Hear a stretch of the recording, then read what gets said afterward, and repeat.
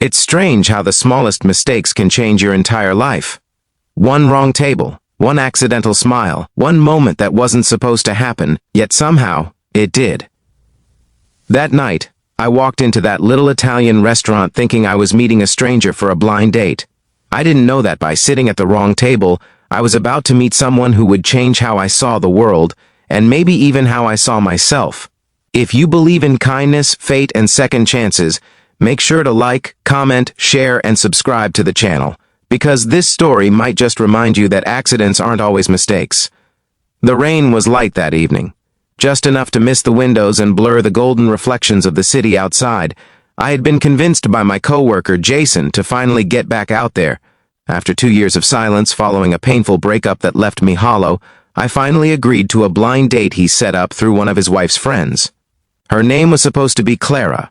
She liked Italian food, hiking, and quiet guys with good hearts. I wasn't sure if I still qualified as one of those, but I showed up anyway. 32 years old, tired, nervous, and not entirely ready to trust again. The restaurant smelled of garlic and slow-cooked tomatoes, dimly lit but cozy. I looked around and saw a woman sitting alone near the window. Short brown hair, a gentle face, wearing a soft blue dress. She smiled as our eyes met. My heart raced. I thought that must be Clara. Without hesitation, I walked over, trying to calm my nerves. "Hi," I said, sliding into the seat across from her. She looked slightly surprised, but smiled even wider. "You're early," she said softly. We started talking. She told me about her love for painting, how she used to run a small art studio before life got too complicated.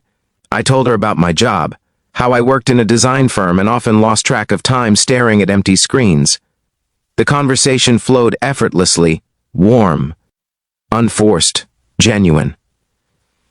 There was a quiet sadness in her eyes, but also something tender, something honest. I didn't realize an hour had passed until the waiter brought over wine we didn't order. "This must be yours," I said, confused. She laughed, a soft, delicate sound that felt like it hadn't been heard in a while, and said, "I didn't order it either." Then, across the room, another woman waved, at me. A woman I'd never seen before. She was sitting 2 tables away, looking impatient, holding her phone with my photo displayed on it. My chest froze. That was Clara, my actual blind date. I turned back to the woman sitting before me. "I think I might be at the wrong table," I said. For a moment she blinked, and then, to my surprise, she smiled again, this time even gentler. "Well," she said with a small laugh that trembled like fragile glass, "this has been the best moment I've had in years." Something in me broke open right there.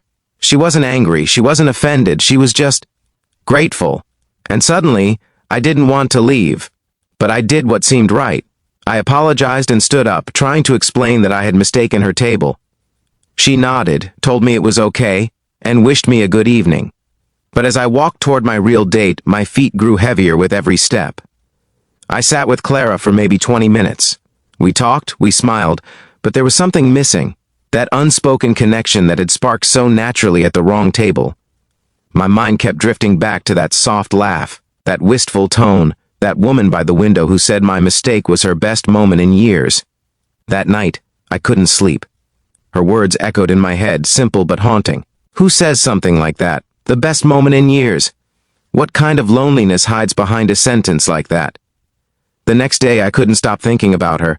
I didn't even know her name. So, during lunch, I went back to the restaurant. The waiter recognized me and said, "Oh, the lady from last night? She comes here sometimes, always sits by the window." My heart ached at that. I asked if he knew her name. He didn't, but said she always paid in cash and left a small sketch of a flower on the receipt. I found one of those sketches still sitting by the register. It was delicate, beautiful, shaded with emotion. I took a photo of it. I didn't know why. Maybe just to remember her. Days turned into weeks. Clara and I never worked out. We both knew it. But the woman from the wrong table never left my thoughts. So one evening, I went back again. This time she was there. Same table, same window. I almost turned away out of guilt, but something in me whispered, "Go." She looked up, surprised but not unhappy to see me. I told her I was sorry again for that night, but I hadn't stopped thinking about what she said. She smiled, and I could see she was trying not to cry.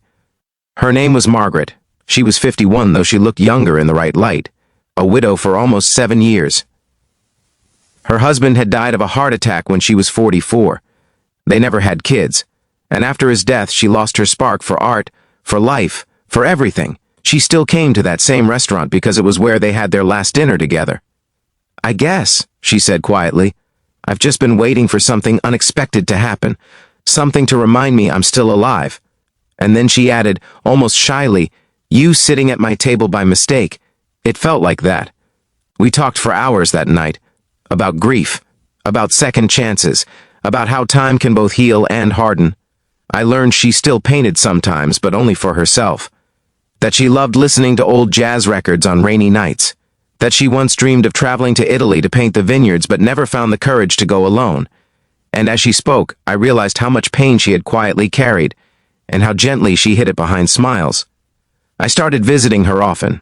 Sometimes at the restaurant, sometimes at her little apartment filled with canvases and unfinished dreams. She told me stories about her husband, how kind he was, how patient. She never spoke of him with bitterness, only gratitude. And through her, I started healing too.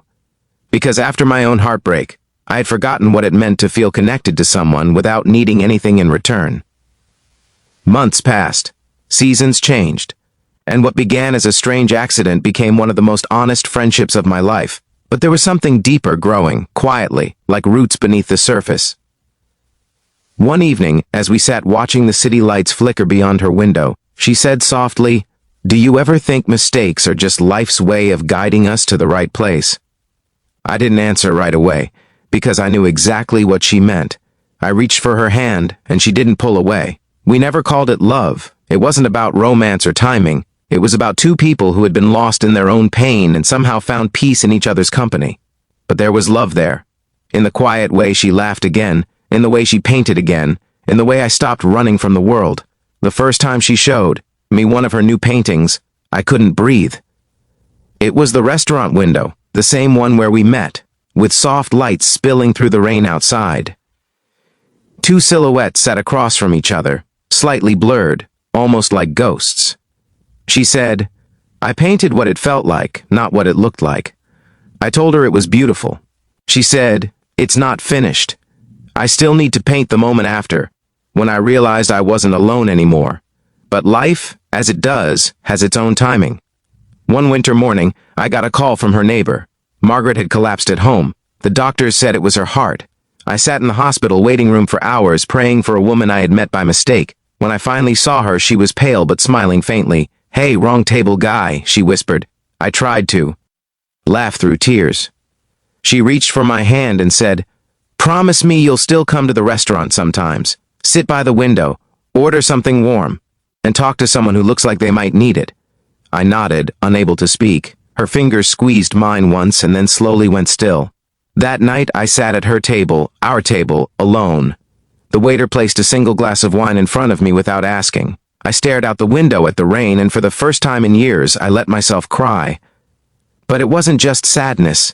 It was gratitude, because a simple mistake had led me to someone who reminded me how to live, how to care, how to see beauty in broken places. A few weeks later, I found one of her unfinished canvases in her apartment. It was blank except for a single line written at the bottom in faint pencil. "Every wrong table is a right story waiting to be told." I framed it and hung it in my living room. Now, every Friday, I go back to that restaurant. I sit by the window and order 2 glasses of wine. One for me, one for her. Sometimes people ask if they can sit with me, and I always say yes. I've met so many strangers, each carrying their own stories, their own loneliness.